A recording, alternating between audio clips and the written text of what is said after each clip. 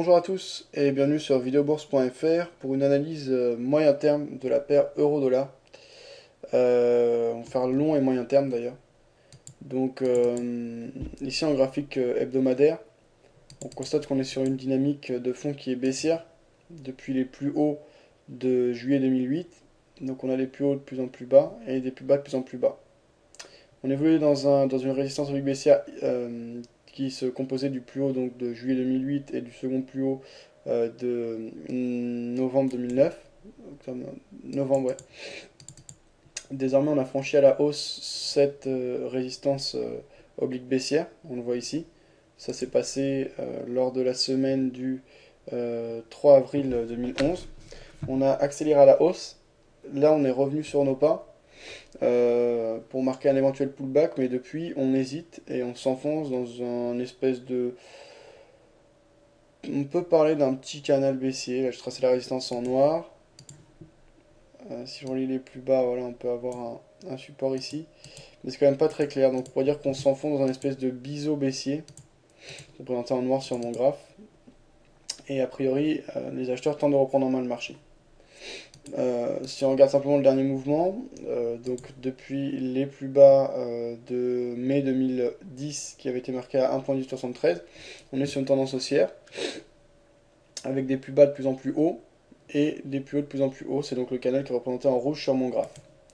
Donc la force en cours est bien acheteuse. Actuellement on est dans une petite phase de correction et on a une tentative de reprise en main du marché par les acheteurs. La semaine dernière, on a terminé sur un doji. On a eu des forces dans les deux sens. Donc, bien sûr, tout le monde est pendu à ce qui se passe du point de vue fondamental, avec notamment la dette US en ce moment. Donc, on a eu la dette européenne qui a été en partie réglée, en tout cas, le problème a été repoussé à plusieurs mois, avec l'accord qui a été trouvé quand j'étais en vacances, là, pas la semaine dernière, celle d'avant.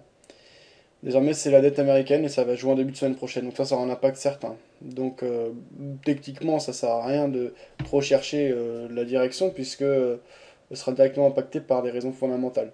Par contre, on peut repérer des seuils importants qui peuvent nous aider à la prise de décision, à les objectifs, etc.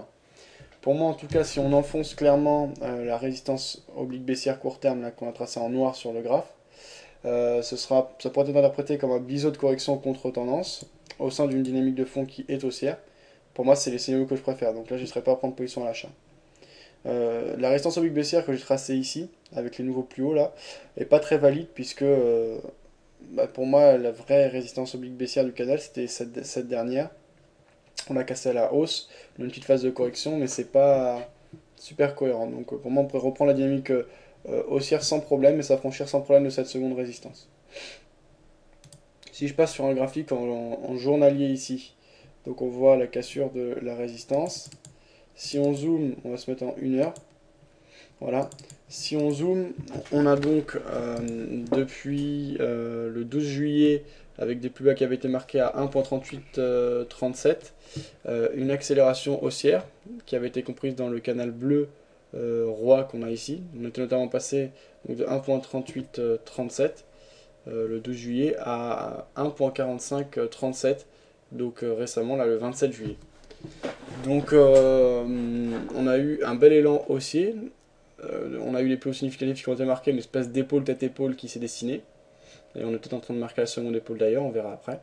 Ce qui m'a permis de tracer des rotations de Fibo. On a ensuite eu une accélération baissière, cassure ici, on va zoomer, voilà. Cassure, donc ça s'est passé le 28 juillet, donc très nette de la résistance oblique haussière. Accélération baissière, plus haut de plus en plus bas, plus bas de plus en plus bas. Pullback, une grosse accélération haussière qui s'est jouée en 2 heures. Hein. Ça s'est passé hier avec l'annonce du PIB US très décevant. On est revenu au contact de l'ancien support, c'est pas un hasard, hein, qui joue son rôle de résistance. On voit qu'il y a eu des ombres qui sont montées au-dessus de cet ancien support, mais aucune clôture au-dessus. Donc là, il y a deux scénarios possibles. Soit le pullback, ça peut être possible de le jouer, et à ce moment-là, ce sera vraiment un point d'entrée excellent qu'on a actuellement, pour pas aller sur une poursuite du mouvement baissier, soit la réintégration du canal. Alors comme je l'ai dit, de toute façon, ce sera dicté par les annonces fondamentales et ce qui va se passer. En gros, si, alors je suis pas sûr, hein, parce que c'est compliqué d'interpréter les annonces fondamentales, etc. Il faut tenir compte des valeurs refuge, etc. En général, le dollar a plutôt un rôle de valeur refuge et l'euro est corrélé aux valeurs à risque. Mais c'est pas toujours vrai, surtout en ce moment, on a des changements. Donc, si on a un compromis qui est trouvé, ce qui est assez probable quand même par rapport au dollar, je pense pas qu'ils vont laisser l'économie américaine entrer en défaut, enfin voilà, les États-Unis entrer en défaut. Donc je pense qu'ils vont trouver un compromis, même bidon, qui va repousser le problème de quelques mois là aussi. Moi c'est mon avis, maintenant je peux me tromper. À ce moment-là, on pourrait avoir des marchés qui seraient rassurés, et donc le dollar qui reprend du poil de la bête, et donc l'euro-dollar qui pourrait descendre un peu. À ce moment-là, ce serait le scénario de pullback qui serait intéressant à jouer. En revanche, si on n'a pas d'accord qui est trouvé, si la pression monte, on pourrait réintégrer le canal.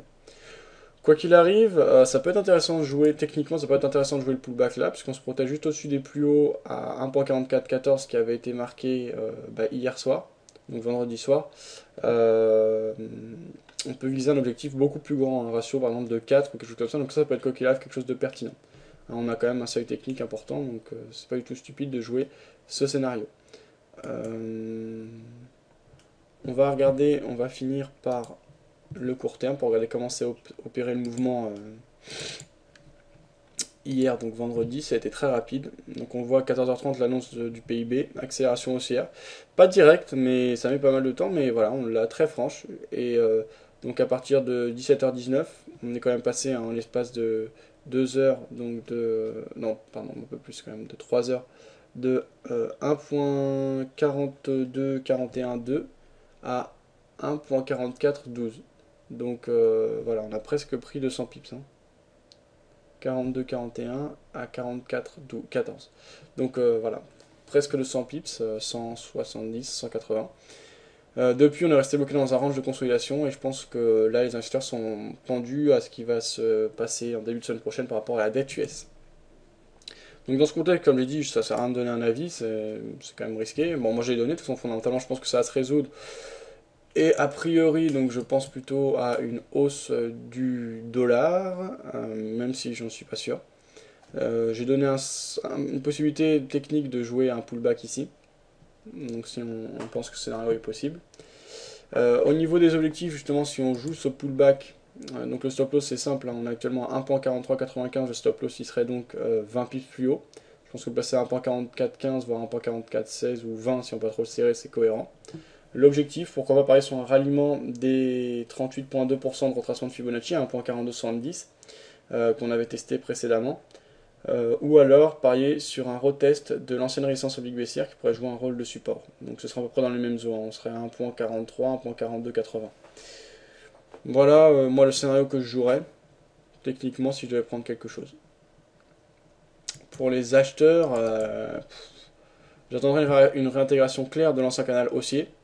Et à ce moment-là, si on l'a, à mon avis, c'est que la hausse n'est pas terminée, donc on pourra laisser courir un bon moment. Ça veut dire que c'est vraiment le bordel, puisque les Américains n'ont pas trouvé de solution et de compromis pour la dette. À ce moment-là, on pourrait facilement parier sur un ralliement des précédents plus hauts, donc qui avait été marqué le 27, à 1.4536. Donc on pourrait placer un objectif à 1.4530 ou 1.4525.